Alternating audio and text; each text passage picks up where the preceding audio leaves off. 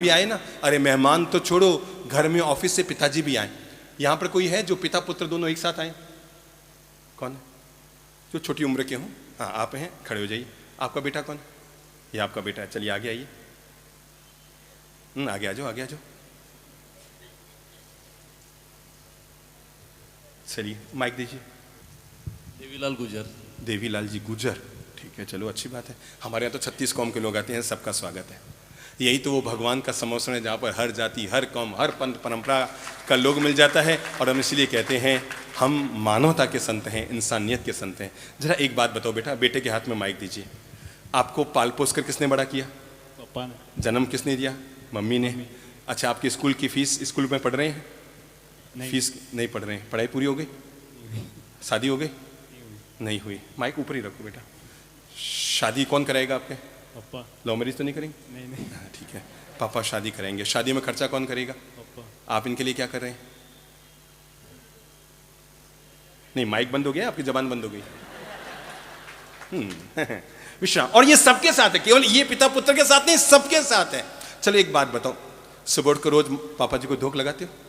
हाँ। आज लगाई थी? आज नहीं लगी। हाँ, और आज नहीं लगाई। कहीं आज कोई अशुभ योग है? काली योग है आज कोई? चलो पहले तो धोख लगा लो। ऐसे नहीं, घुटने टिकाओ बेटा, टिका लो, पूरे टिका लो,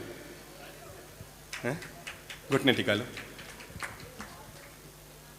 है पता नहीं जिनसे मैं घुटनों ये हालत होगी, मुड़े ही को नहीं। अच्छा, घर पे पापा जी आते हैं शाम को ऑफिस से, तो आप घर में होते हैं कि बाहर होते हैं?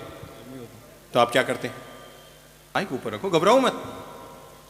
अब तो शादी करनी है, ऐसे डरोगे तो शादी करके क्या करोगे? हाँ, क्या करते हैं? कल क्या किया था? कल पापा जी ऑफिस से आए तो आपने क्या किया?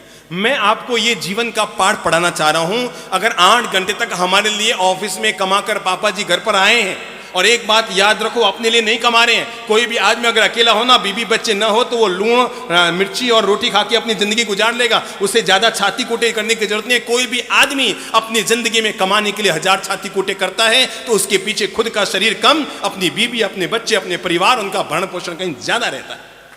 तो आप घर पे पापा जी आए, यूं ही घर पे मत बैठे रहो मेरे प्यारे बच्चों। जीवन का ये अच्छा व्यवहार, पारिवारिक व्यवहार और संस्कार लीजिए। घर में अगर पिताजी ऑफिस से आए हैं तो अपने ही सोफे में मत बैठे रहिए। आजकल स्थिति ये होने लग गई है, पापा जी जमीन पर बैठे रहते हैं, बच्चे सोफे पर बैठे हैं, टांग ऊपर किए हुए हैं, किताब हाथ में लिए हुए हैं। पता ही नहीं लगता कि इनमें बाप कौन है और बाप का बाप बना हुआ कौन है? बाप कौन है और बाप का बाप बना हुआ कौन है, आदमी को पता ही नहीं लगता घर में जाए तो पापा जी घर में आए ना, तो यूं ही बैठे बैठे रहिए, खड़े होइए। जैसे ही पता लगा बाहर गाड़ी आ गई है, जैसे ही पता लगा कि बाहर गाड़ी आ गई है पापा जी की, आप घर में मत बैठे रहिए। घर का ये व्यवहार की शालीनता रहिए कि खड़े होइए। अगर आप रूम में हैं, अगर आप सोफे पर हैं, अगर आप टीवी देख रहे हैं, अगर आप पढ़ाई भी कर रहे हैं, तभी पिता के सम्मान में खड़े होइए। घर के गेट तक जाइए, कार से, स्कूटर से वो नीचे उतरे हैं तो देखिए सबसे पहले उनके हाथ में क्या है? थैला होगा, कोई सूटकेस हो गई, कोई पर्स होगा, वो अपने हाथ में लीजिए। उन्हें प्रणाम करके भीतर लेकर आइए, और न केवल भीतर लेकर आइए अपितु उन्हें सम्मान पर बैठाइए। विराजो पापा जी, और फिर एक गिलास जल उनको लाकर दीजिए। लीजिए पापा जी, जल पीजिए, और उसके बाद वापस अपना काम शुरू कीजिए। कितना सेकंड लगा इस काम को करने में, बोलो तो बेटा? 2 मिनट हैं? 2 मिनट 2 मिनट लगे नहीं, 1 मिनट में सारा मामला निपट गया है?